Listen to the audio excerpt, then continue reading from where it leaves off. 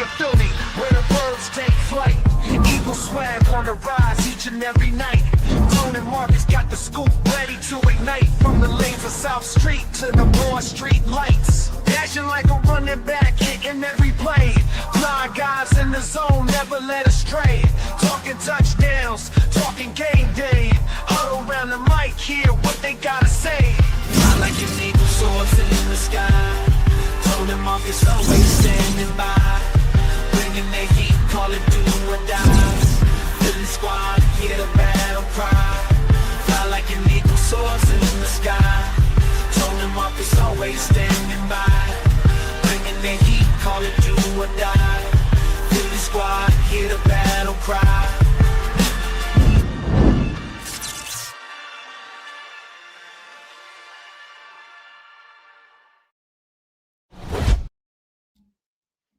What's going on, ladies and gentlemen? We are back. The Bald Eagles podcast is back. We got a lot of things going on. We had a crazy weekend. We had storms. I lost power.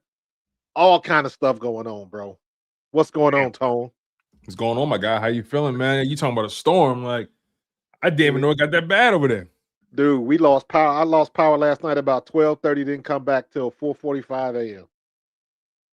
So and this was like thunderstorms, crazy wind, tornado level stuff. Yeah.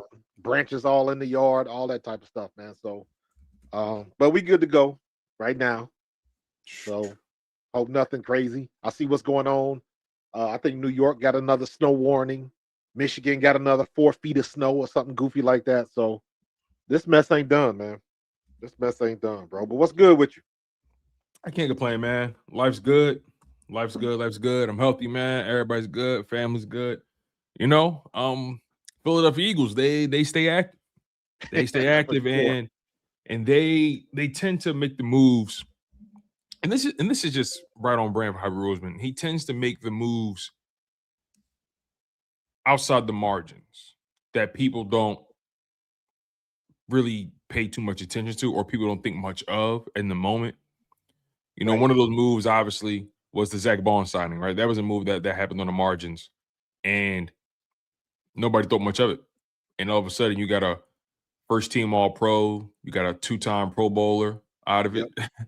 A guy helped lead your defense to the Super Bowl with a win. I mean, he was the best linebacker in football that season. You can't overlook it. So Howie Roseman continues to make moves.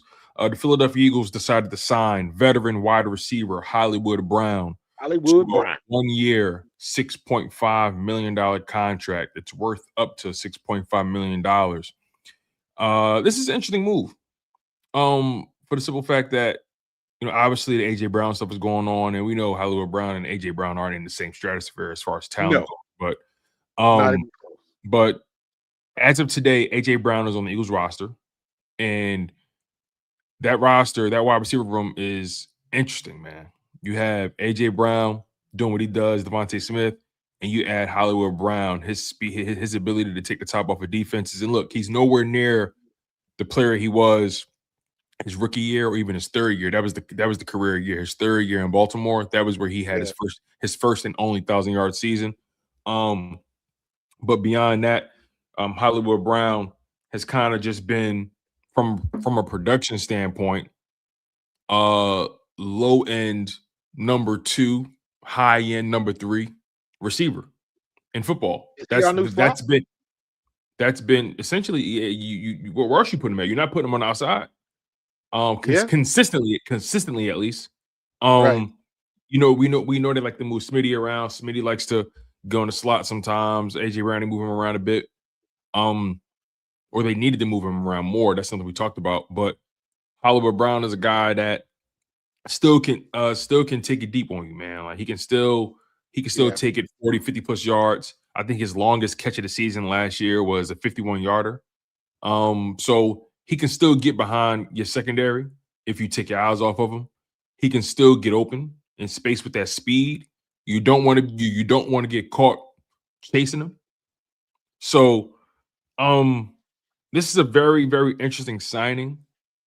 The Eagles, their wide receiver room now consists of AJ Brown, Devontae Smith, Hollywood Brown, Darius Cooper, Quez Watkins, Brenton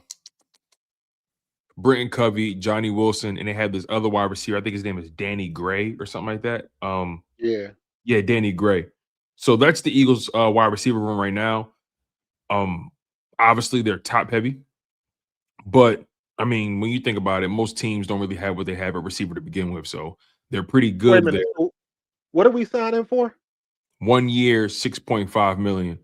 Because I'm looking at Jahan Dotson. I was literally about to say, for the record, Jahan Dotson, he signed 2 years, a nice 2 years, $15 million. Yeah. So Jahan has an average salary of 7.5. Right. Well, and also he got 10 million guaranteed.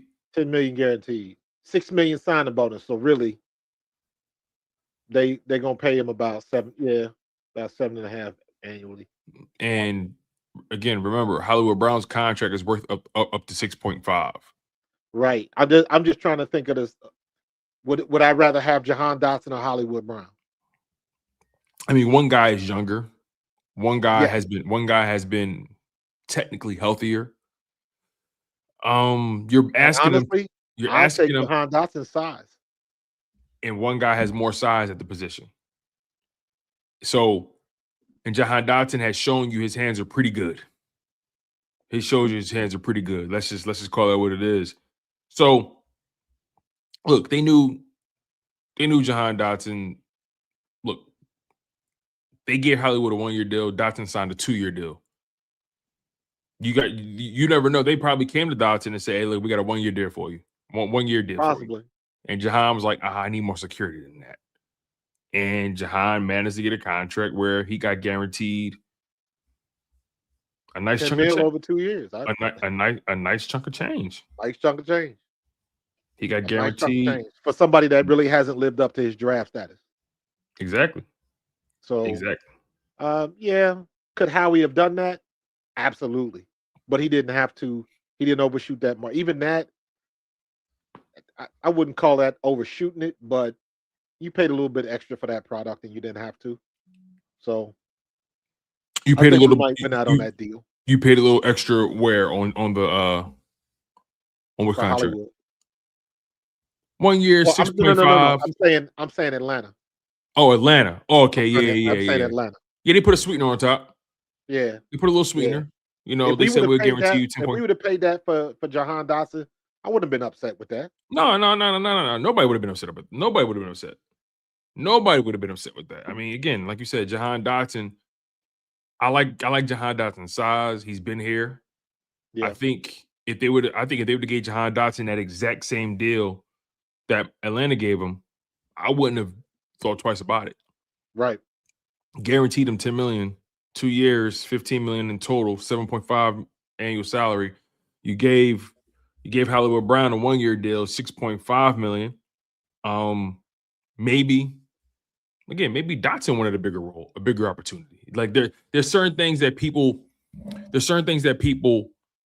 tend to overlook, right, about negotiations, and that it requires 2 people to come to an agreement, not just one. And if I had to choose, I'm gonna take Dotson. He's been here and I trust him. Dotson has made big catches for the Eagles. So Hollywood Brown in 2025, he played in 16 games, one of his healthier seasons. And by the way, I want to make sure I'm doing him justice, right? I don't want to act like Hollywood Brown has been somebody who's been just like a scrub. Yeah, he is not a scrub. Yeah, I don't want to talk about Hollywood Brown like he's just nobody in this league. Hollywood Brown, 5'9", 180, not a big dude at all, very slight, but a speedster. Yeah, he would hit you with the quicks. Yeah, a fast guy. And 2024 was a down year for him. He had got hurt. He's kind of been dealing with ticky-tack injuries since 2022. 2022 played in 12 games. 2023 played in 14 games. 2024 only played in 2 games. And 2025 has been his healthiest season since 2021. He played in 16 games, started in 6 of them. But he really didn't do nothing. Well, I mean, especially in a situation. 570 yards, 5 touchdowns. So, something like that. 16 games played, 74 targets, 49 catches, 587 yards receiving, average 12 yards of reception, 5 touchdowns. I mean, look, he got into the end zone five times. It's not awful. And agreed. And also he was in an offense where, who was it? Xavier Worthy was hurt half the season? Something like that. Yeah. Xavier Worthy missed like 4 or 5 games, maybe? Let me double check that. Xavier Worthy was a guy who became, so if Xavier Worthy missed 13 games for I'm sorry, he missed 3 games for them. He played in 14, started in 13. So he's a starter for them. So he missed about 3 games, 4 games, because he got hurt at the beginning of that Chargers matchup, if I'm not mistaken. Right. So yeah, he missed 4 games basically. Right. And when he came back in 14 games played, 532 yards, 1 touchdown. I mean, Hollywood Brown had a better year than him. Had a more productive year than him. So, and overall, that Chiefs offense struggled, period. They had no running game. They had no running game. They didn't get Rashee Rice back until when? He came back, midway through the season? Mm-hmm. Make sure I got that right. In 2025, he played in 8 games. And in 8 games, they was missing him. Listen to this. Rashee Rice did in 8 games what Hollywood Brown did in 16 games. So Rashee Rice is their clear number 1 over there. And Hollywood Brown obviously couldn't carry that load, not having Xavier Worthy for 4 games, not having Rashee Rice for 9 games. So Hollywood Brown kind of became the number 1, and he was never that. He was so never, dude. So it's important to understand roles. I was just talking about that this morning, dude. I did a live on my lunch break today because I had to laugh. I was making my wife a sandwich, and then all of a sudden, I see a comment on one of my videos from the YouTube chat, and it was like, "We just got Hollywood Brown," and I was like, "What?" So, but that's one of the things I was talking about. We are in the enviable situation where you got Devontae Smith, you got AJ Brown, Dallas Goddard, and Saquon Barkley. Defenses have to make a choice, and that's the point. Because if AJ Brown leaves, whoever we bring in, if they don't have that level of attention, that means everybody's focusing on Devontae. Is his production going to go down? Because now it's a different thing when your opposite on the other side of the field is just a guy. To the point you were just making about Hollywood couldn't really hold the load. He just didn't, he wasn't putting it down like that anymore. Yeah, and again, he was never that guy. First of all, when you draft him 5'9", 180, hard for a guy like that to be number 1. Very difficult. Exactly. He has to you got to scheme him open. You got to scheme him open. He's not going to beat the press consistently. He's too small. Too small. Them corners going to jam him at the line, but at the same time, with that speed, you're a little nervous. But you got to get him in space, get him the ball, utilize him in screens and things of that nature. Just get the ball in his hand. You want to know how you use him? You send him in motion, and you snap the ball while he's moving, like a jet sweep or something like that. Yeah, you snap the ball while he's moving, out of position, so he can catch somebody out of position, and he gets a running start in his routes. Right. Best thing you can do. Put him in a jet motion, and whoever is covering them. But that's the thing. It really only comes into play if they in man coverage. If they're not in man coverage and they drop back in zone, then they got you. Then it's all about is the play going to get him in an open space? Is the scheme going to get him in an open space? Yeah. But if you can catch a defense in man coverage, and you got a linebacker or a free or a DB running across with him, and to your point, if they can catch him on the snap, where that DB has to open his hips and try to run and maintain with him, then you got him at a disadvantage, and that's when the quicks come into play, and he can really make something happen. But that's not going to happen all the time. Yeah. Do me a favor, pull up Richie MC's comment, not the first one, but the one before that. He said that the Eagles are not getting the same Hollywood Brown from 2 to 3 years ago. Well, Richie, thank you for supporting the show, by the way. Make sure you smash that like button if you haven't already. To your point, 2 years ago, he wasn't playing. 3 years ago, he put up the same exact numbers as he did last season. Right. So technically, they are getting the Hollywood Brown from 2 to 3 years ago. Technically. Now, if you want to say 4 years ago, where he was in Arizona, he put up 709 yards, but only had 3 interceptions. I'm sorry, 3 touchdowns. If you want to take it further and say 5 years ago, that was his biggest year with Baltimore, 2021. Had 91 catches on 146 targets, 1,000 yards, 6 touchdowns, right? So the reality is 2-3 years ago, wasn't playing and put up the same numbers. So he is what he is. And remember those years in Arizona, he had D-Hop next to him too. Remember that? Yeah. Remember, I think D-Hop was there. So he's a guy who has been able to function when he has other guys on the offense. I'm not going to sit here and act like Hollywood Brown hasn't been productive for his standard. Now, unfortunately, he was drafted in the first round. If he was drafted in like the 3rd round or 4th round, we ain't got no. Then the value was, first of all, that's not even up to us to this. That's not even up to us to even really worry about because we didn't draft him.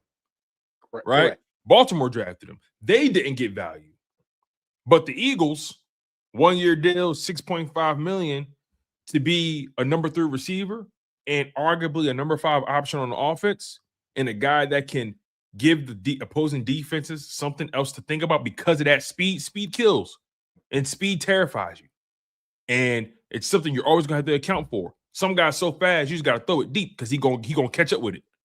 Yeah. So we just need somebody on that opposite side that requires attention. Exactly. He can't be just a guy. Right. And Dotson, again, I prefer Dotson. I think he's a more well-rounded product than Hollywood Brown by far. But I think Hollywood's top end speed, that becomes interesting because now what it does is when you think about the moves they've made, you have to associate it with Sean Mannion in terms of not saying he's telling them to sign these guys, but as the GM, your job is not just to aimlessly sign players. Right. Your job is to sign players that you and the head coach and the OC believe can execute what you're trying to do. They're gonna make a difference. So when you put that into the pot of gumbo, and then you factor in that they managed to bring back Dallas Goedert, now you see that it was paramount for the Eagles, not just for the $20 million dead cap hit they were trying to avoid.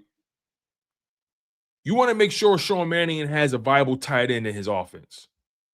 Right. He's coming from that school of Green Bay where they had Tucker Kraft going crazy. And Luke Musgrave, he was supposed to be the guy there, but he couldn't stay healthy, and Tucker Kraft supplanted him because he was just healthier, more consistent, developed his game. So you get a sense for what the Eagles are trying to do to make sure Sean Mannion has enough bullets in the gun to execute what he wants to do on offense. Right. I'm still, I don't know if I'm sold on Johnny Munt yet, but no, there's no reason you should be. I mean, he's a guy who's never had production. I watched a little film on him. And I'm not discouraged by what I saw. Depends what you were looking for. Well, what I wanted to see is how he blocks, right? And the little bit, and I'm saying this, I've watched maybe 10 plays, but he gets his hands on people. He can move his hips around, and it looks like he's fast enough to at least be formidable on a pass pattern. If you catch him in the right matchup with the wrong linebacker, he can do damage. Is he going to be a playmaker like Dallas Goddard? I doubt it. But he's at least got to be in a situation where he can block and he's not going to be a liability if you want to go into the passing game. Because what we can't happen is every time Johnny Munt is in the game, or they know we going to run. We can't pigeonhole him like that. So he's got to be able to do both. Mm-hmm. And what I've seen so far, and I'm going to watch a little bit more, he looks like he can handle himself on the line of scrimmage and in the pass patterns. Because the biggest thing for me is, and it's a low bar for us because of the last 2 seasons, we got to have a tight end that can block. Yes. What we were getting from Dallas Goddard and Grant Calcaterra and Granderson last year was laughable. It was laughable. Yeah, and so, people like I came across a clip, and this is after Dallas Goedert got re-signed, and again, love what he does from a skill perspective, right? Who was I watching? I was watching Acho. Him and Shady was talking about Goddard being back, right? And they said it was a good move for the Eagles, but they mentioned Acho specifically brought up the idea that you want Goddard back not just for what he can do in the red zone, what he did for the Eagles, but also his blocking ability. I said, whoa, that's how I know you're not watching. It's the little things people say that expose themselves. It is not hard to figure out these days. It's the little things people say to expose themselves. In a vacuum, the surface conversation is, yeah, it's good for the Eagles to bring Dallas Goedert back. You should have stayed there. Should have stayed there. The minute you step into the weeds, you should expose yourself. You should have spoke about the production in the red zone. You should have spoke about how he was the security blanket for Jalen Hurts, like he did, right? You should have stayed in that pool. Appreciate you, Panda. You should have stayed in that pool. The moment he said, "Yeah," and by far he could block. He's not. He has not been the same blocker in a couple years. Nah, he hasn't. He hasn't been the same blocker. He wasn't a good blocker when we went to the Super Bowl, bro. And I know you know because you are a running back and you watch for that. We played, I believe it was the game we played at home against Dallas. And we were on the goal line, and I was like, come on, dog. You got to give me something better than that. He didn't touch a soul. And I was like, we gotta do better than that, especially when we on the goal line. And that is a mentality, and I've heard people say this before. You can ask Barrett Brooks about this. When you get on that goal line and you in the trenches, it is a mentality. We are going to physically beat you and dominate you on this line of scrimmage. And our tight ends just didn't have it. You got to put your head in there and at least get somebody on the goal line, for goodness sake.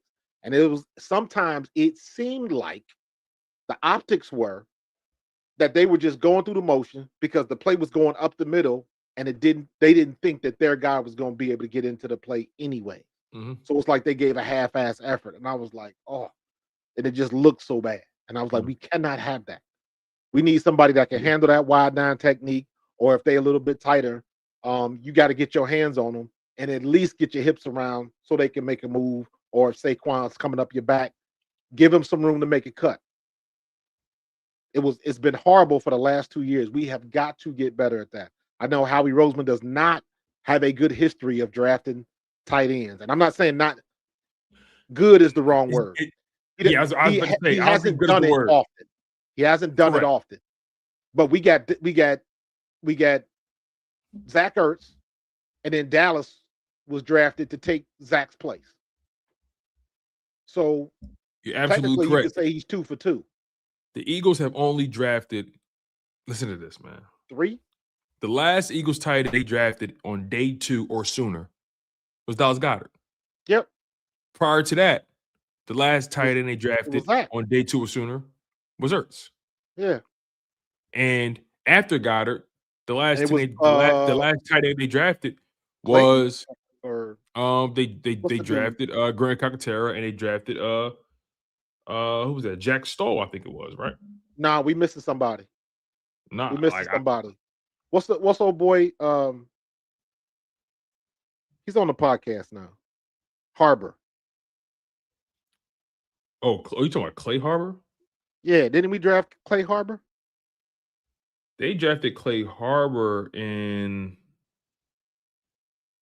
Was that before Howie? They drafted Clay Harbor in 2010. Yeah. And Clay Harbor was a day 3 pick. 4th round. Yeah. So, and Zach Ertz was drafted in 2013. 2nd round. So, again, I say the Eagles haven't drafted a tight end on day 2, and I'm really looking at this right now. This is crazy. I haven't gone this far back that I'm looking, but Somebody said Selleck. So- When was Selleck so- drafted? Brent you Selleck. said Brett Selleck? I can tell you right now. Give me a second. I just saw him too. I just saw him the other day. Oh, yeah? Yeah, when I went to NFL Films, he was up there with his boys. All right. So they drafted L.J. Smith in the 2nd round in 2003.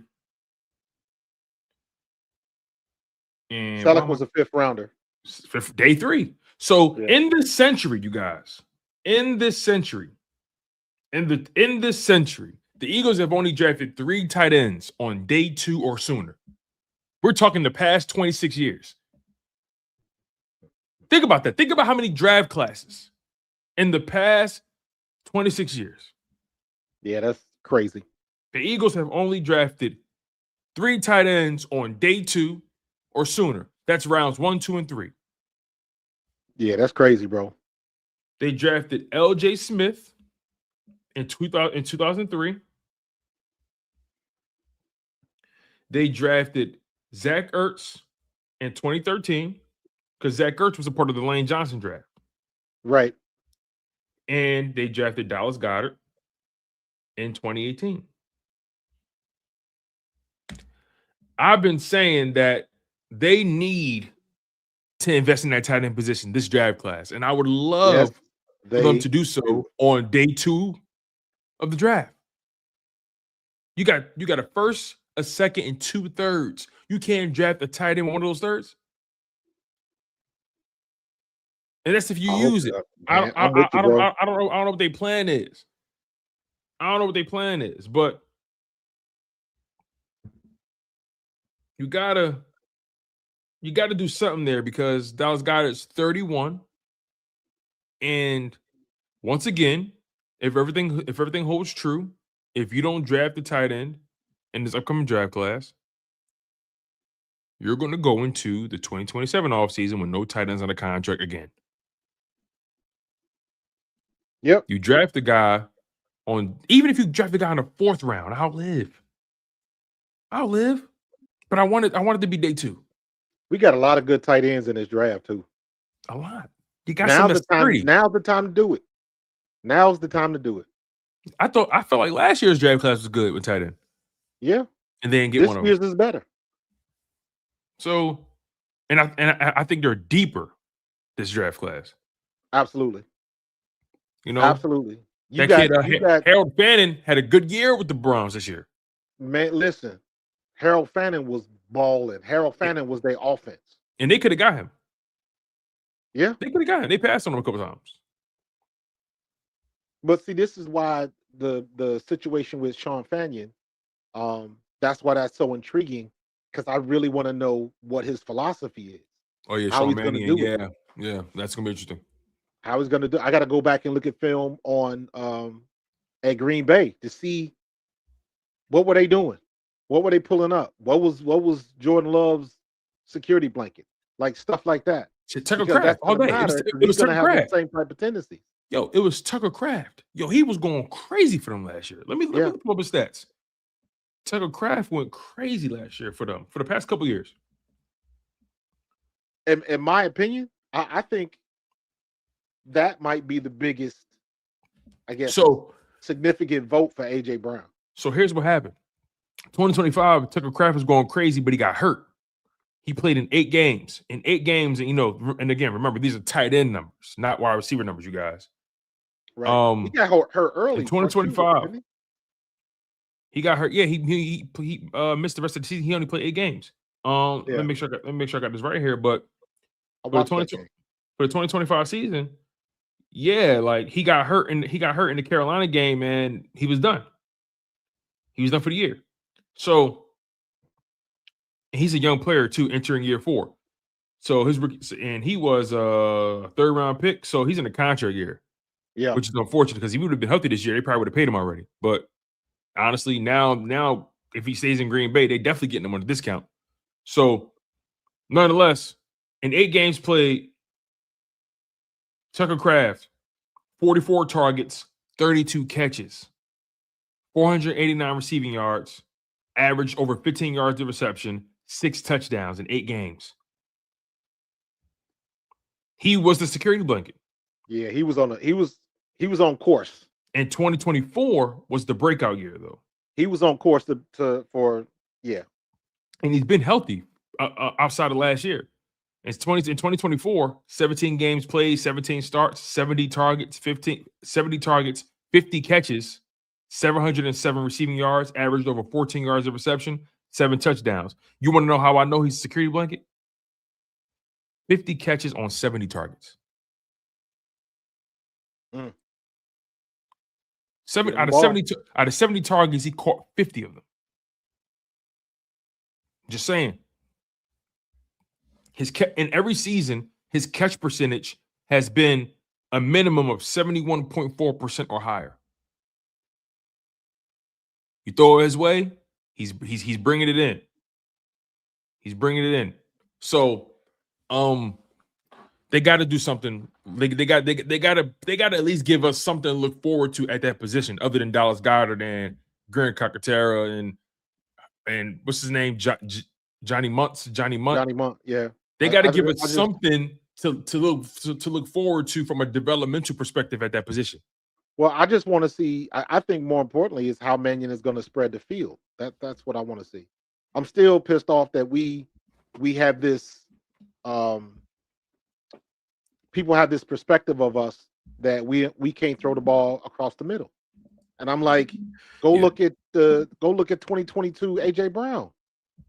We can do it. We've done it before. I don't understand, and this is where I got to put some blame on Jalen Hurts. I don't know if it's a Jalen Hurts issue, or I don't know if it's a offensive coordinating issue. We really didn't go across the middle often in 24. So that's a missed opportunity. And I'm saying that because we all sat there and watched what AJ did on them quick slants all year. And they knew it was coming all year. And they couldn't stop him all year. And we just stopped doing it. Yeah. Those are the type of things that frustrate me, because I'm like, that should be like your bread and butter. Run it till they can stop it, and nobody can stop it, and we stop running it. So my biggest concern is Sean Mannion. I think he's got enough. I think he's got everything in the right spots. Mm-hmm. He's smart. He's young. I think he's a new wonder kid. All of that type of stuff. That's great. How is it going to manifest when we walk out there in Lincoln Financial? That's what I want to know. And I think that's reasonable. Again, today you have AJ Brown in your roster, and we don't know what the future holds, so we have to communicate like he's going to be here. Yeah. AJ Brown, Devontae Smith, Hollywood Brown, Dallas Goedert, Saquon Barkley, Tank Bigsby still on your offense. Tank Bigsby.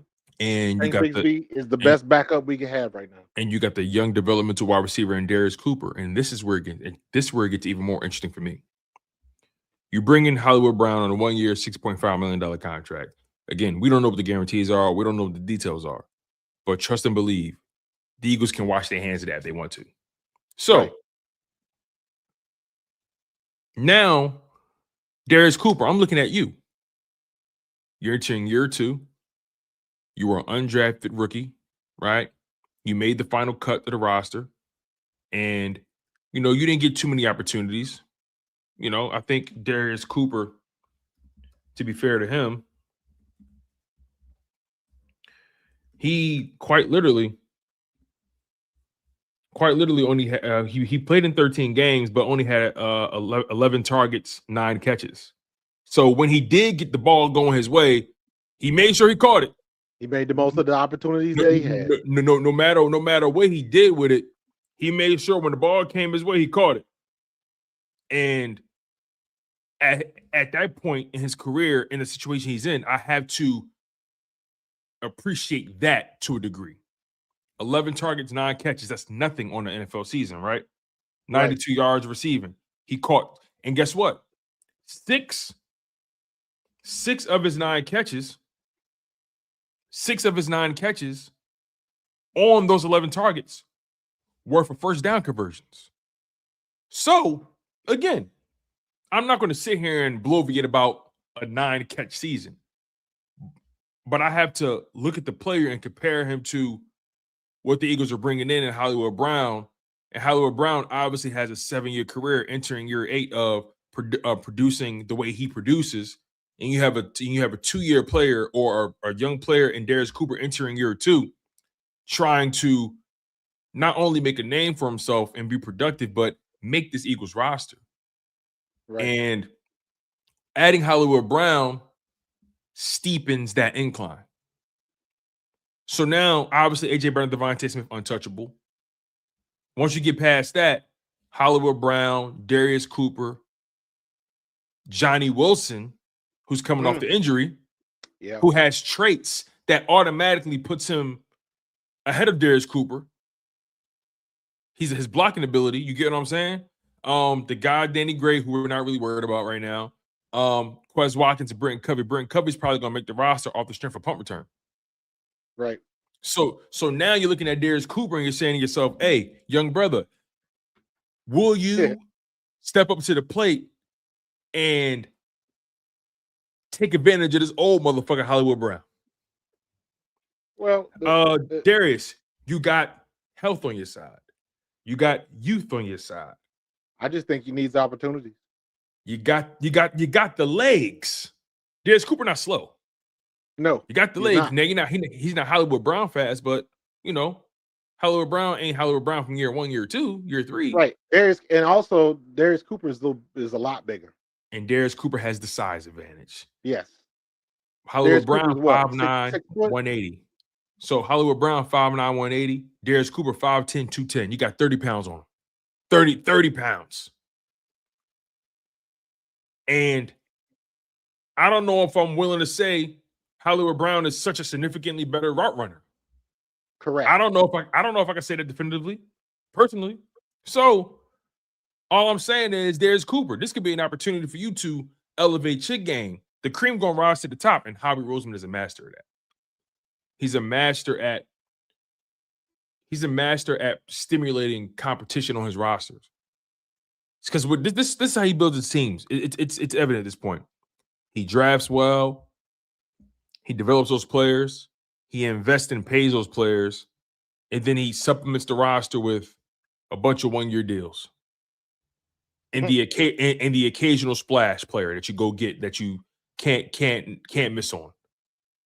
He has some free agents there, here and there. But Howie's system is predicated on developing and investing and gambling. That's gambling on the fringe players. He doesn't gamble on the high stakes positions, if you notice. Right. He gambles on a wide receiver 3. He gambles on a linebacker in Zack Baun that, but you also brought in Devin White just in case. Now, obviously, that became what it became, but it's just one of those things like he puts enough out there or brings enough in where if you want it bad enough, you're going to take it. Right. You want it bad enough, you're going to take it, and you're going to run with it. Darius Cooper did that last season. He did just enough to make that roster. I think Darius Cooper had one of the better camps. Easily. One of the better camps, one of the better preseasons. Right. And I would never that game to me, it still lives rent-free in my head. Like the way he moved physically. Yeah. Yeah. Get the kid in there, let him get his opportunities, get his hands on the balls and see what you can do. Mm-hmm. So it's gonna go back to Mannion and what they do. Preseason this year is gonna be lit. It's gonna be fun. It's gonna be lit because we are gonna be looking for anything. We're going to be looking for anything that's better than what we. Again, the bar is low. The bar is low, and we got to keep it 100 too, because I just had this. I had this conversation in the Amish market over the weekend. Of all places. Of all places. Somebody saw me, recognized me, wanted to talk about the Eagles, and they just wanted to go off on our offensive coordinator. And I was like, I agree that Kevin Patullo needed to go. However, you got to be real and honest with the situation that if our offensive line blocked anywhere close to adequately, most likely Kevin Patullo would still have a job. Because if we could block between the tackles, the run game would be better. If the run game was better, the play action was better. And that just opens up a whole lot of things. Defenses, especially and specifically the linebackers, did not respect our run game at all. And it hurt us. It hurt us very badly. And nobody wants to look at that. Everybody just wants to say, well, it's, Kevin Patullo need to be out. And I don't disagree. However, there's some reasons, and this is where we've talked about this before, where you got to throw some of this in Jeff Stoutland's lap. Because he's the coach. He was the run game coordinator and all of like that. And he's the one that left Cam Jurgens out there when he was stinking up the joint. I don't care if he was hurt or not. If he's hurt, get him off the field. We saw Brett Toth play great against the Giants. We never saw him again at center. And it hurt him. And I never understood that. I was like, was Toth hurt too? Like, yes, we had injuries on that offensive line, but that's when the coach is supposed to come in and say, okay, you're not getting it done right now, so let me take you off the board until you get healthy. When you get healthy, you're one of the best in the business. But as of right now, not so much. And for whatever reason, Stoutland didn't do that. And it cost us. And another one of them situations where if we can see it, I know he can see it. But they never made that move, and it cost us. And nobody wants to bring that up. And I was a Stoutland fan. I thought, to me, Stoutland was untouchable. So I was in my feelings a long time after that happened. I'm still in my feelings about that. But I got to be real about it, too. Got to keep it 100. Because if it had been, we quick to throw the blame at Sirianni. Because there's so many people that don't like him. It's easy not to. Exactly. Stoutland was beloved by everybody. Right. So when some of the blame plops in his lap, you don't hear that noise too much. So I don't think the new offensive coordinator, he's not going to fill them shoes, but he don't have to either. Because again, all he's got to do is get the line blocking better than they did last year. And that's not hard to do. As bad as yeah, with the talent you have, you still gotta err on the side of caution with health, right? Guys like Cam Jurgens getting the stem cell, then Landon Dickerson, same thing. Dickerson was tweaking his contract. You and I haven't talking about that yet. Yeah. Let's migrate into that conversation. Very revealing. Very revealing. Very telling. Very revealing. He and the Eagles decided to knock a year off of his current deal. He wasn't scheduled to be a free agent until 2029. And that was a big ass deal when they signed it. Now he's scheduled to be a free agent in 2028. Yeah, at the end of 27, right? I'm sorry, the end of 27, excuse me. So he'll be a free agent in the he'll be a free agent in the 2028 offseason. I said it right, but I said it right. Yeah. He'll be a free agent in the 2028 offseason. And that just tells me this man is on a year-to-year basis, and he already sees the end is nigh. He sees the end is nigh. He is on he is on his last leg. Listen, I'm not talking about the stem cell ones. Listen to this. He signed a 4-year deal worth $84 million 2 years ago. That made him the highest paid guard in the NFL that ran through 2028. Yep. According to ESPN's Jeremy Fowler, the restructure is worth around $36 million over 2 years, including $15.7 million this year. That is about $3 million less than Dickerson was due over the next 2 years. He can make up the difference by meeting incentives in 2027. Basically, he got to stay on the field. Basically, he got to stay on the field, but not just stay on the field in 2026. Hey, you want to make up what you lost? Give us 2027 too. We'll take the year off. Man. We'll take we'll take the year off. We'll take a year of commitment away from you. Still, But we want come on, bro. I saw you buy that $18,000 zero-turn lawnmower. I know what you're doing. Yeah, but you got to stay on the field, or that's all you're gonna be doing is mowing lawns, bro. exactly. Come on. Yeah, we'll restructure your deal. We'll take a year off to take the pressure off you for sure. Yeah, but guess what? We want $3 million back. But we'll give it back to you if you give us 2027 too. Yeah. We'll give it back to you. It's pay for play. Literally, that's what that is. So Pay for play. his new average annual salary is now around $18 million per year. So Dickerson drops from being the third highest paid guard to the ninth highest paid guard in football. But you know what's funny about that? He agreed to it. And he didn't have to do that. He didn't. You know what that sounds like to me? That sounds like he knows. He went to them. He knows. Yes. He went to them. Just in case the stem cell thing don't work. He knows. We talked about Tone. What do I talk about all the time? Can you walk away from the game, or does the game spit you out? We just saw what happened with Bryce Huff.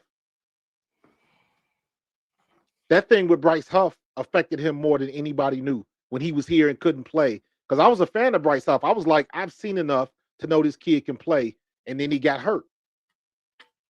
And then he was never the same. And it just, his situation just went from bad to worse. The funny thing about that is he got healthy at the right time and couldn't get back on the field. Yeah. Everybody else was playing too well. Did you know he didn't log a single snap in the Super Bowl and didn't accumulate a single stat line in the playoffs? Yep. Not a tackle, not a assisted tackle, no nothing. He was on sidelines and special teams, bro. I commend his off the field task, his off the field purpose that he feels called to. I commend that. But from a football perspective, what a wash. What a wash. He is what I say. His timing was horrible. His timing was horrible. Very similar. A little bit different, but kind of the same. With Hassan Reddick.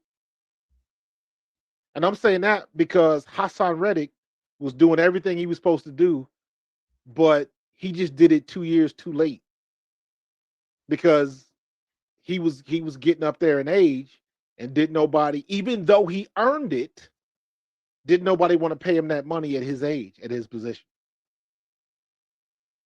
And Bryce Huff, he's basically, it's the timing is off. The timing is off. And to your point, he got healthy. I saw flashes from him. I liked the kid. And to me, Bryce Huff was the defensive version of Mekhi Becton. The only problem is when Mekhi got here, there was nobody in front of him. And he got in and had time to play and figure out what Jeff wanted him to do. And he did the damn thing. What? Bryce Huff never got that opportunity because everybody in front of him was balling. Well, hold on. This is what happened, though. Remember, to your point about Mekhi Becton, Tyler Steen was in front of him at first, at that position, at right guard. Yeah. Then Tyler Steen got hurt. Yep. And then that prompted Sirianni and them guys to say, "Hey, Mekhi, let's get you some more snaps. How you try feel you about out. Let's try that guard. Let's try that right guard." And they saw that they had 5 Mack trucks lined up on that old line. Bro, I remember talking about that. Hold on. Let me seen rephrase that. a 6'7" guard. Let me rephrase that. They had 4 Mack trucks lined up around a minivan. Yeah, bro. Because that's what Cam Jurgens was in comparison to the size of those other brothers. I mean, exactly. Cam Jurgens is the undersized center, technically. Him and Kelsey were. Yeah. But they had 4 Mack trucks lined up around a minivan. Let's just call it what it is. And I don't think people appreciate on the offensive line, the guard, center guard, they have to have the best feet on the field. They have to have the best feet. Because you have to be able to move, change direction, wheel your hips around, all of that type of stuff, carrying around 300, 350 pounds. And he was doing it at 6'7". It was ridiculous. And that's when I was like, you know what? You can't tell me shit about Jeff Stoutland. Jeff Stoutland is the best coach I've ever seen in my life. If this guy can make Mekhi Becton do what he's doing at guard, and he was a first-round pick at tackle, goodness. Yeah. But I'm saying all that to say, however it manifests itself, whether it's by injury, and usually at this situation in the NFL, it's usually by injury. Because at this level, there shouldn't be a situation where somebody in front of you is just playing that badly. And I say that knowing that we had to live through Keely Ringo. But usually it's by injury or something like that. Mm-hmm. But wasn't the year we got Bryce, wasn't that the rookie year of Jalen Hunt? And he came on the scene and was just like, yes, it was. Because you got Quinyon, Coop, and Jalen Hunt in the same draft. Yeah. Which is crazy to think about. That's crazy to think about. And all of them made the most of their opportunities when they got it. Because nobody wanted to. That's why I love guys like Jalen Hunt, Reed Blankenship, all them undrafted dudes from small schools. And all they want is their opportunity. Darius Cooper's the same way. I put them all in the same boat. Those are the guys that you're looking for because they always gonna have a chip on their shoulder. You ain't think I was good enough? Watch. And for a minute, I put Bryce Huff in that category. Like, how you gonna log all of them sacks with New York? I don't care what anybody says. You don't luck up in the 11 sacks or whatever he had that year. Yeah. It was a good year. It was a good year for him, and he made the most of it. He got paid. He got 34. He got, what was it? 15. He got $34 million on the arm for the Eagles. He got a lot. 3 years, $51 million, $34 million guaranteed. Hey man, work them lithium-ion batteries, bro. Whatever you're doing. Listen, man. I ain't mad at you. You know, sometimes I think we look at people when they come into the league and we expect them to see the game how we see the game, and just see the financials of it how we see it, and see commitment how we see it. And the reality is, there are some people who just happen to be good at something. Yeah. And they get to that level. And look, he was a undrafted guy too. Let's make that clear. Like, he had to grind to get to it. And once you get it, once you hit that lick, and if your heart not really in it, made $34 million. And look, he's not even 30 yet. Right. And I would imagine he's been playing let's just say, for the sake of argument, he's been playing football since he was 8 years old. Let's say that. Yeah, and Jalen. What's the age? Jalen Hunt was a 3rd round pick. What's the age that kids are allowed to play football that they start? I don't know. Depends on where you are. Depends on what state you're in. I started playing at 10 years old. So at PA, when you was coaching the kids, like what's that age normally in PA? Oh, dude, we had kids like 6 years old. All right, so let's say that. Let's say, for the sake of argument, Bryce Huff started playing football at 6 years old, right? And I don't remember the exact age, but let's say he signed the deal with the Eagles when he was 26, 25, 26. So you dedicated 20 years of your life to a sport, and you leave it at 27, 28 with your mind intact, and you got $34 million in the bank. That's a win, bro. If you do taxes and you pay your people, all right, let's say that 34 drops to 25. Yeah, he ain't missing no meals, bro. Can you blame a guy? Nah, and a lot of things. One of the things that people don't realize is that is becoming more and more popular. Guys retiring at 30, 31 years old. They're not going till they 37, 38, 39. Frank Ragnow, the center for the Detroit Lions, who was an all-pro, came off of an all-pro season, said, I'm done. Yeah. I'm cool.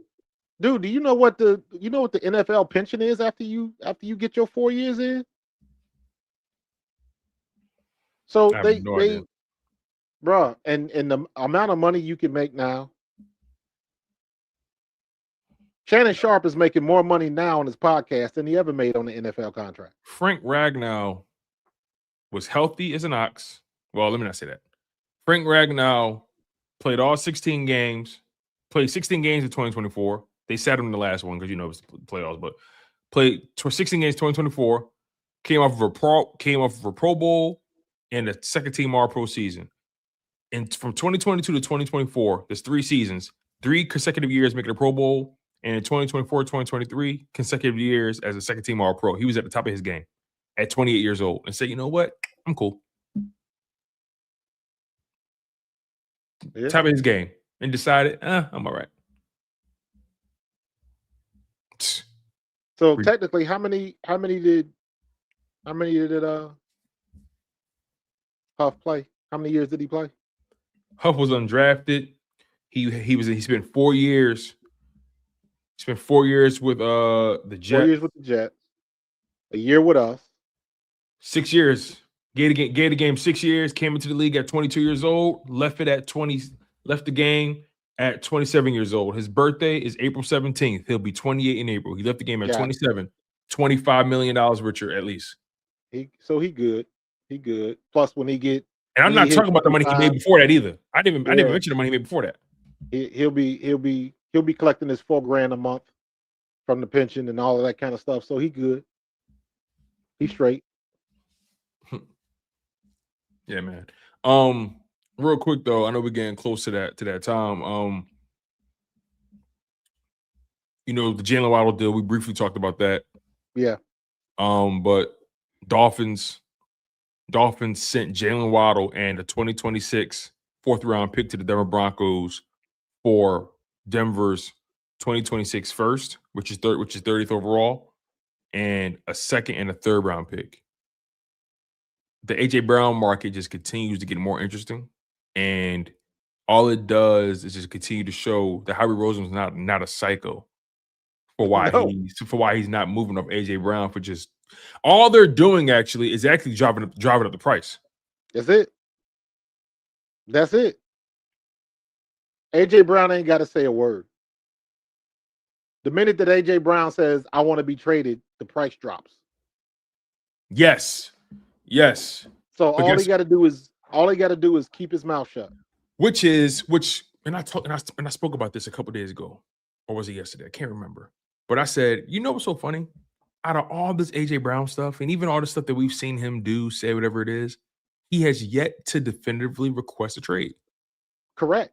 The only thing he said publicly was when he was on with Micah Parsons, and the only thing he said was Philly is home. That's all he said. That's all he said. All you hear is people trying to speak for him.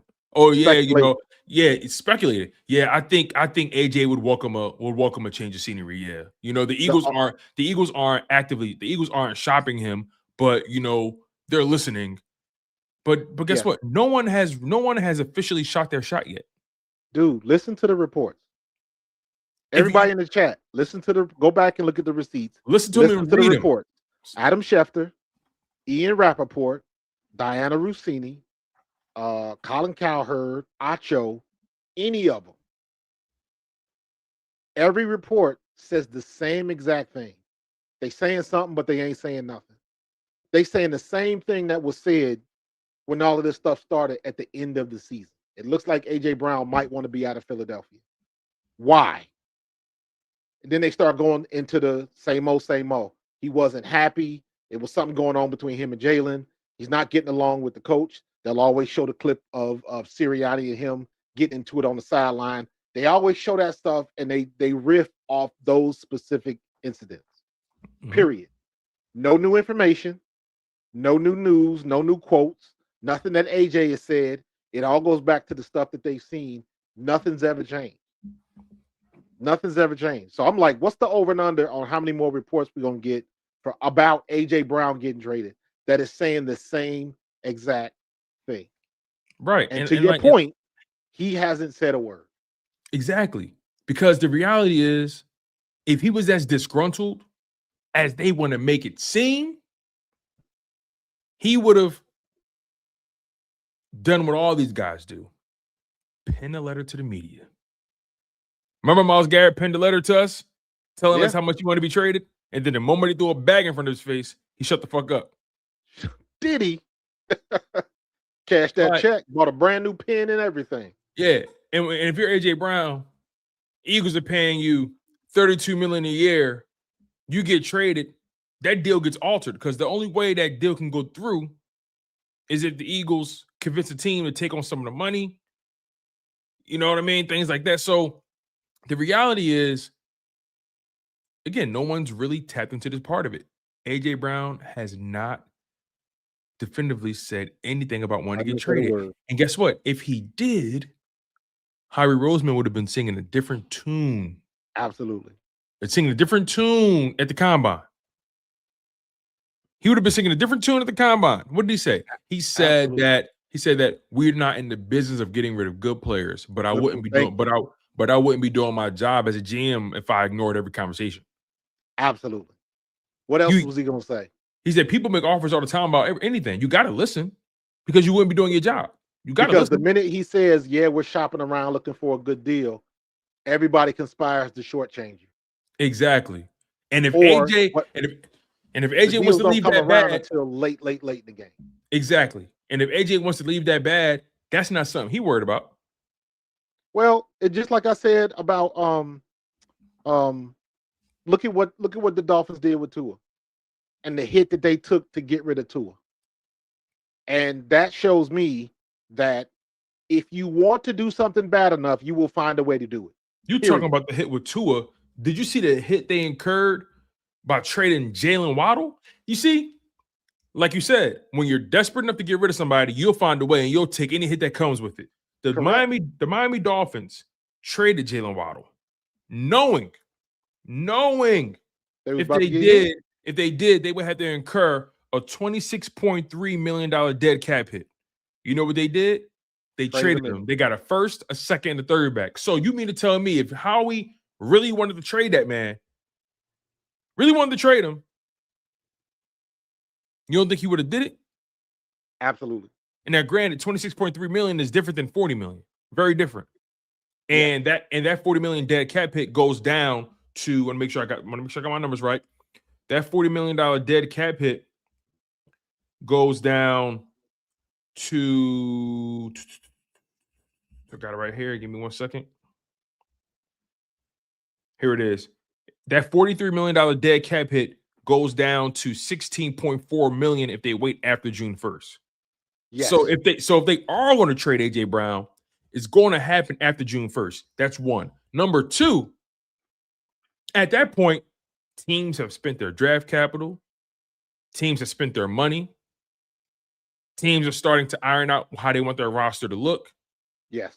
And that's not to say it can't happen, but what I'm trying to say is if you're Howie Roseman, now the lake has gotten a little bit murkier because whatever draft compensation you get back, you're not going to know where it's going to land on the draft. So therefore, you can't even properly qualify the value. Correct. You're hoping and play it out, Tone. Let's just say that the Patriots do really want AJ Brown. So now everybody's going to be watching the Patriots to see what they do in the draft. So they can't say anything because they don't want to tip their hand. Because that can affect the draft. Somebody can move up, move back, and they're like, no, they ain't going to do that. Because if they do that, that means they're not going to take AJ Brown. So they can't even say anything because that might tip their hand based on what are they looking for. If they're looking for AJ Brown, they're looking for a receiver. So another team is like, well, let's watch what they do. They signed Romeo Dobbs for that, first round guy, or are they going to let him fall? Or are they going to trade the pick? What are they trying to do? So they can't tip their hand. But they got to do something. They tipped it a smidge. They cut Stephon Diggs. People automatically see a gaping hole in your position. that you cutting Stephon Diggs sent the flare out. Oh, they really are probably going to set the AJ Brown. Well, they got lucky with that, and I don't like using the word lucky because of the situation. Okay. They had to do that because yes, I know where you're going. He was going to get in some trouble, so that was an easy out for them. We don't know what's going on. We wish him the best. But you know what they did though, right? They played dumb until the day after the Super Bowl. Correct. They played dumb because he didn't miss a game. He didn't miss a snap in the playoffs. They played that dumb. Was because again they got lucky. That's the judicial system being tied up in knots. So they didn't get a court date until 2 days after the Super Bowl. So that's why they lucked up. If the court date would have been before the game, he wouldn't have been able to play. So they lucked out. You're right. They lucked out. You're right. So they still in the same boat. So they got rid of him. So now they got room. But now, what are they going to do with it? Are they going to fake the funk and then all of a sudden be bringing in number one wide receivers just to fake the funk and throw curveballs at everybody? That is possible. Yeah, and that is possible. And they signed Romeo Doubs as well. Romeo Doubs was the kid, because remember, everybody was like, "Ooh, well, maybe the Patriots aren't gonna take AJ Brown." And right after the Doubs signing, then everybody was like, "Well, does that affect the AJ Brown talks, rumors, all of that type of stuff?" And again, ain't nobody saying nothing. The Patriots ain't really saying nothing at all. And Romeo Doubs, that video they put out, AJ was just trolling folks. Oh, the way he's on the podcast with Edelman and them. Yeah, and I still don't like that shit. Like I don't like that cute shit personally. Like it's still weird to me. But like I'm not going to put too much stock into it. But I don't like that cute stuff. But Dobbs signed a 4-year deal, $68 million. I think AJ is getting everybody the middle finger. Specifically, Philly radio, all of that type of stuff. Like I sincerely, and this is just my opinion, right, I sincerely believe that AJ cares for the city of Philadelphia, but he could give two Fs about WIP and 97.5. I agree with 100%. Remember, he called up there. Yeah, and said, "Listen," and he sounded like he was out too. He sounded like he was on the radio. He heard something. Yeah, he sounded like he heard something. And said, "Hold up." He was like, "Where y'all getting this from?" So I think from that standpoint, he's fed up, and I could understand why he would troll him and all that kind of, because anything. I remember, I think we talked about this.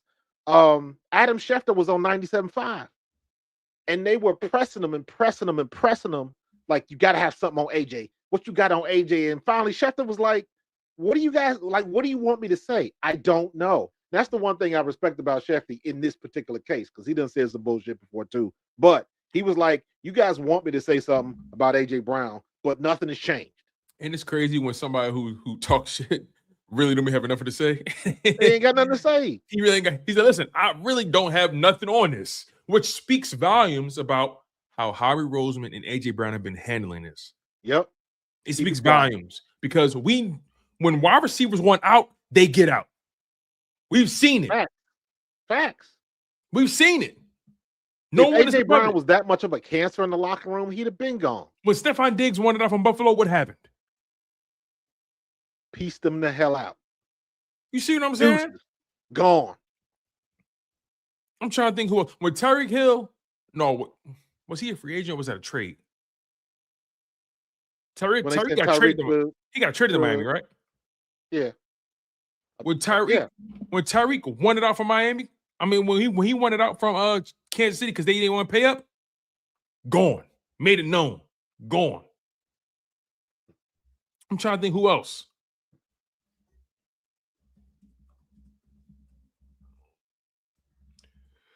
Let me see.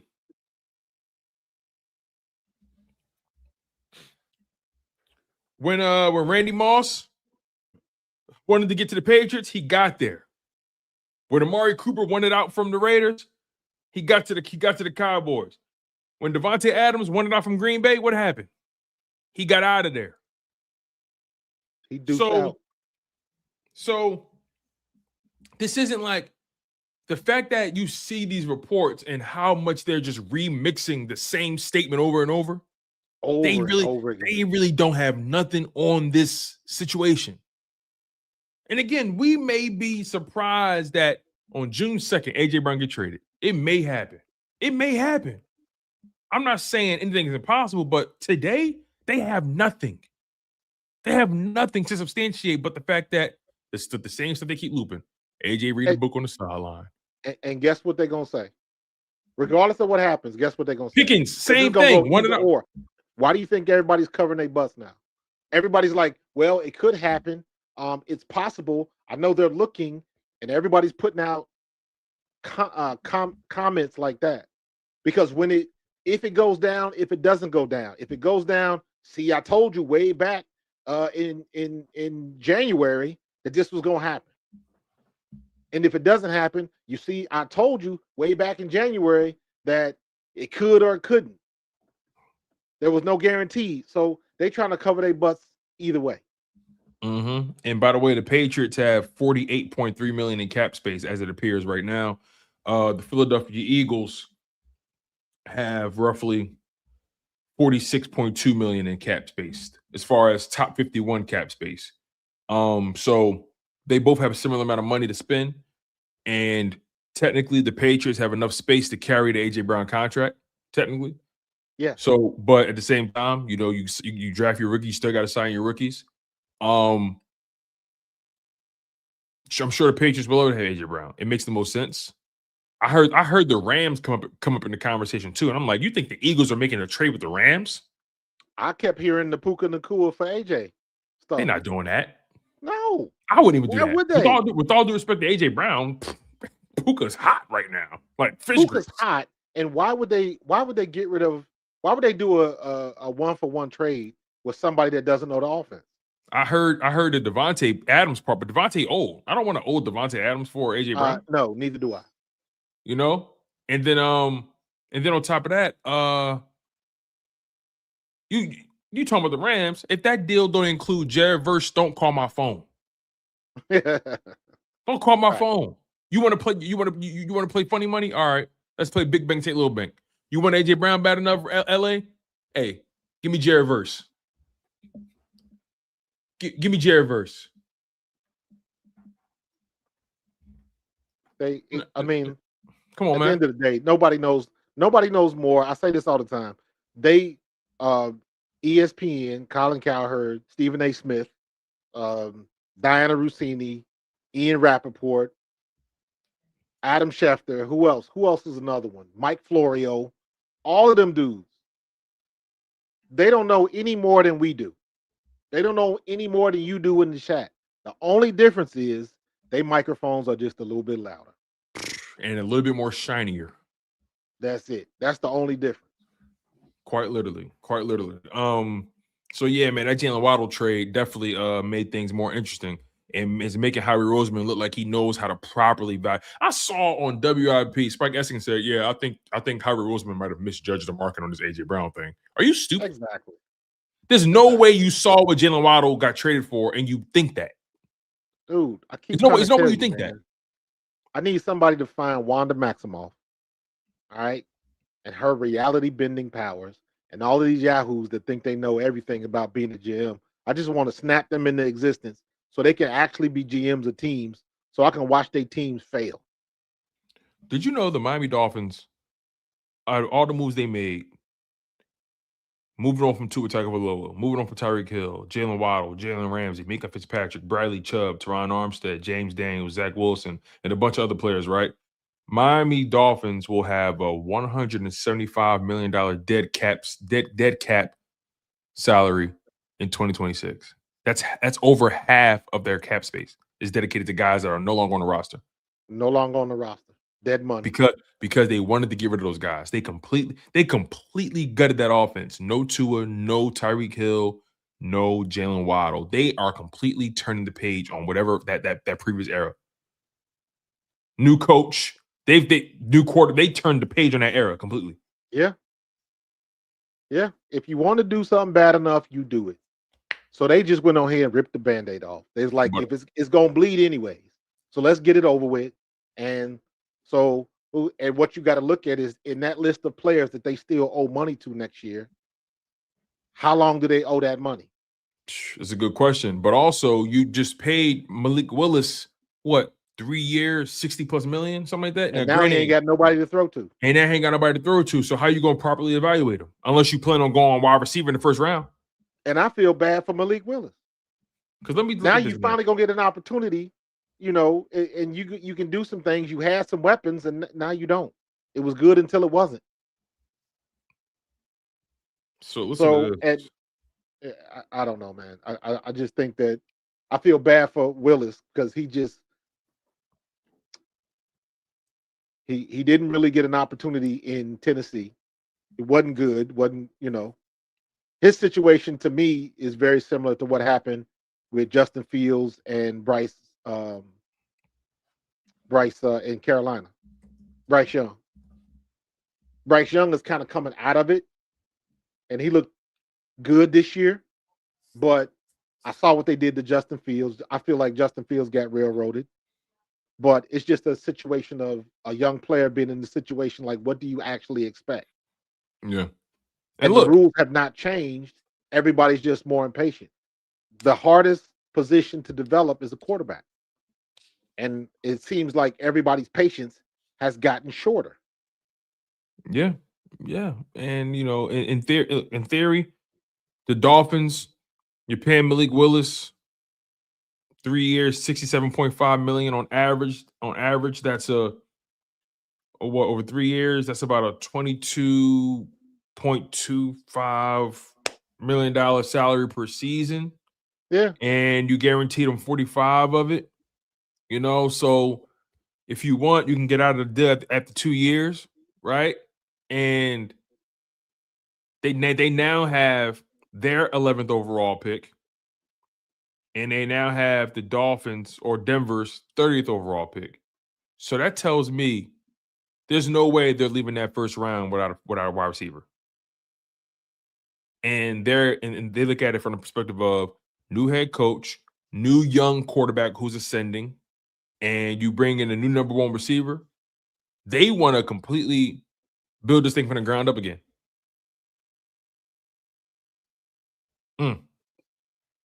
Good luck.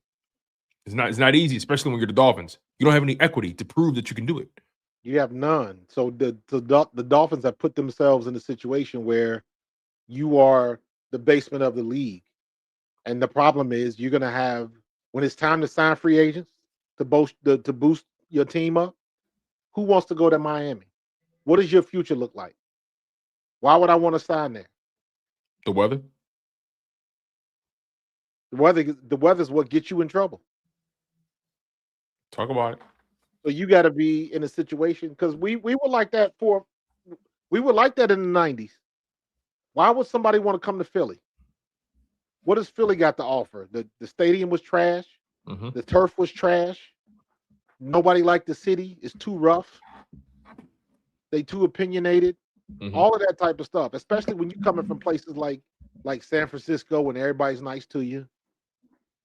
All of that type of stuff. So now that's the situation that Miami is in. Why would any good vet want to go to Miami?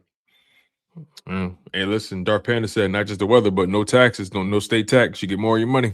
Yeah, that's a good point. But there's other states that do that too. Just saying. Yeah, man. So we'll see how that goes. Last topic, and we're out of here. Darius Slay announced his retirement, man. Shout out to D Slay, man. Congrats. Shout out to Big Play Slay, man. Is he a Hall of Fame candidate? Pro football or Eagles? Pro football. 6 6 Pro Bowls and the Super Bowl champion? 6 Pro Bowls, 1-time first team All Pro, Super Bowl champion. Is he in the conversation? Spent 13 years in the league, 7 seasons in Detroit, 5 seasons in Philly, 1 stint in Pittsburgh, played 10 games for them before they moved on. Dude, what is it about Detroit where you get bonus points for surviving Detroit? Yeah. And look, the Eagles, remember when they got him in 2020, they only sent over a 3rd and a 5th. And with the Philadelphia Eagles, he got it on sale. Howie got it on sale. Yeah, with the Philadelphia Eagles, you got 74 games out of them. Yeah, 9 interceptions, 2 interceptions returned for touchdowns, 56 pass breakups, 1 forced fumble, 3 fumble recoveries, 2 fumble recoveries for a touchdown, 272 total tackles, 220 solo, 11 tackles for loss. For the Philadelphia Eagles, he was a 3-time Pro Bowler and a Super Bowl champion. Yeah. You got to that's investing and getting it back. And he was here in 22, right? Yeah, they traded it for him in 2020. Right. So my point is he got 2 Super Bowl appearances in a ring. 2 Super Bowl appearances, yeah, and a Super Bowl win.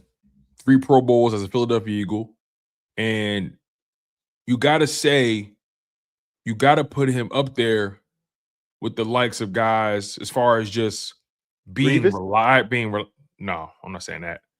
I'm talking. No, but I'm sticking in the Eagles. I don't think he's right good now. as Revis, but when you look at the whole, look at the macro. Yeah. I know it's his fault because he played for the Jets, but did Revis Island ever sniff the playoffs and a chance to win a championship?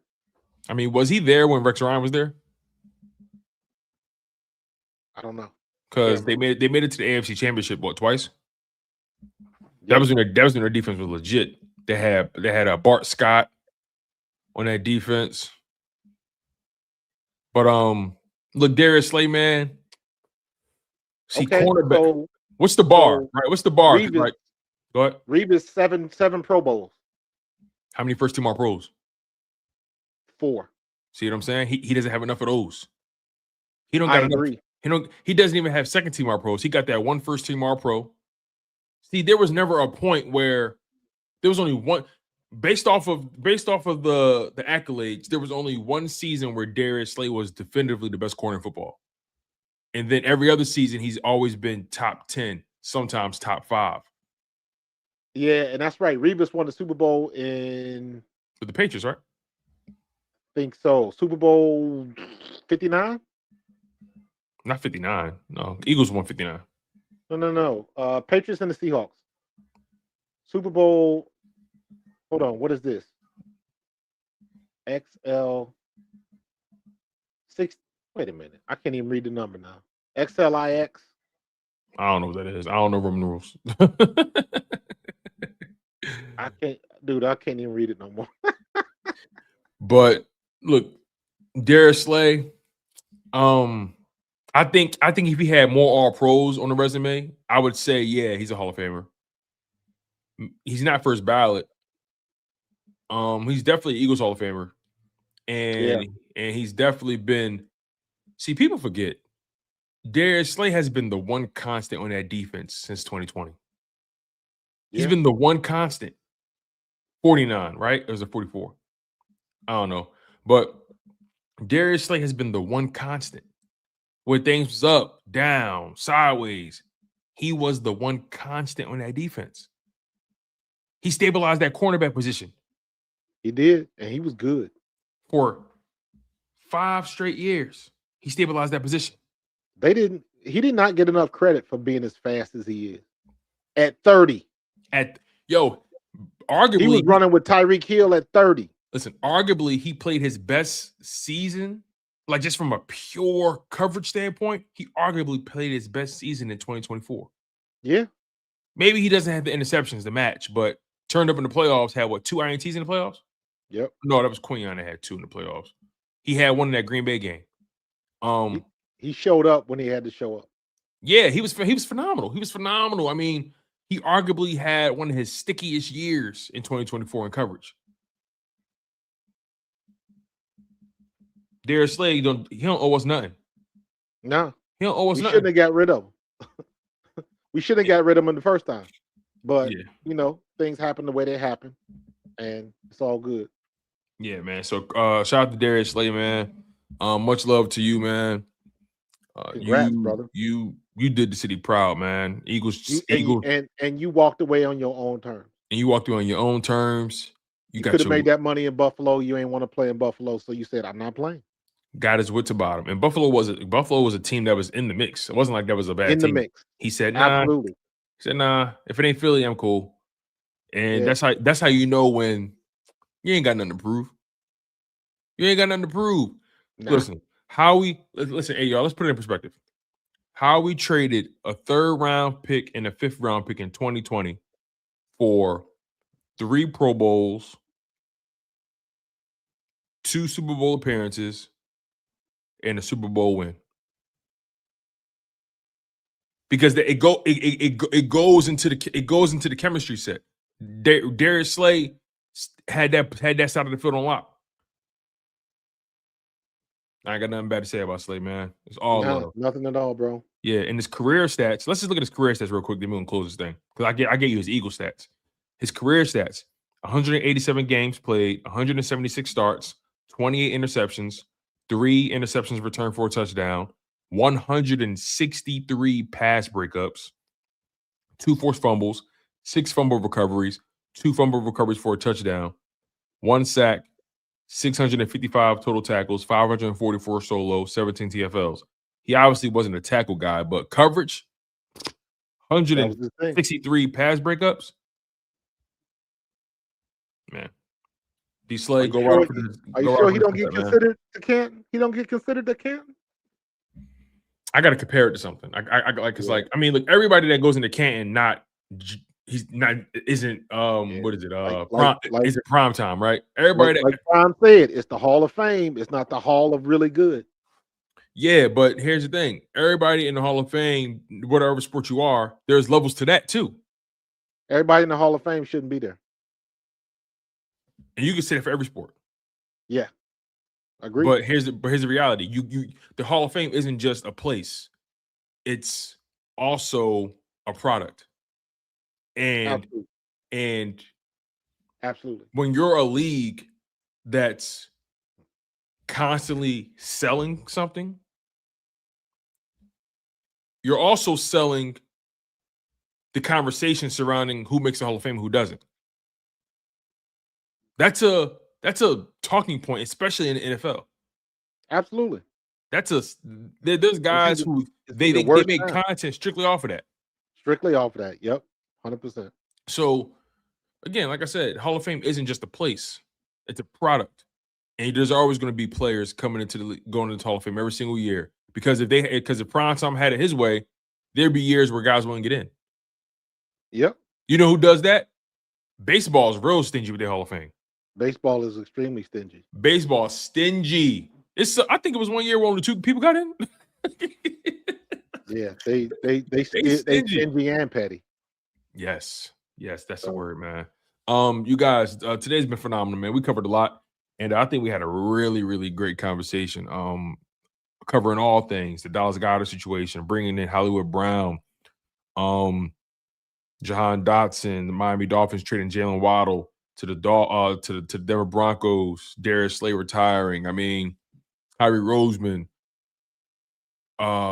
We got into a lot, you guys, and you guys have been fantastic as always. So make sure you smash that like button and make sure you guys are subscribed to both channels. That's Pro Fan Talk and Chalk It Up Sports, where no matter if we win or if we lose, we just got to charge it to the game. Marcus, any final words before we go, big dog? Howie Roseman, man, just what I've been telling y'all. Just chill out, trust him, and he's gonna do what needs to be done, and he is showing that is true. So. Just let the man cook. Let him cook. Hey, what Glorilla say? Let him cook. Listen, we appreciate y'all. Smash that like button. Subscribe to Pro Fan Talk. Chalk It Up Sports. He's Markus Thomas. I'm your guy, Tone DeShields II. You guys have been locked in on the Bald Eagles podcast. And we out of here, y'all. Fly Eagles fly. The birds.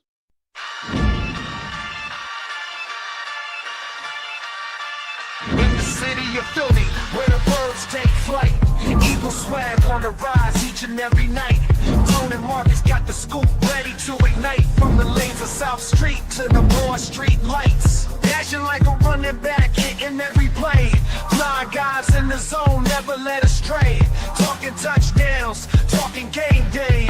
Huddle around the mic, hear what they gotta say. I like an eagle soaring in the sky. Tone and Markus always standing by, bringing the heat, call it do or die. Philly squad, hear the battle cry, fly like an eagle soars in the sky. Tone and Markus always standing by, bringing the heat, call it do or die. Philly squad, hear the battle cry.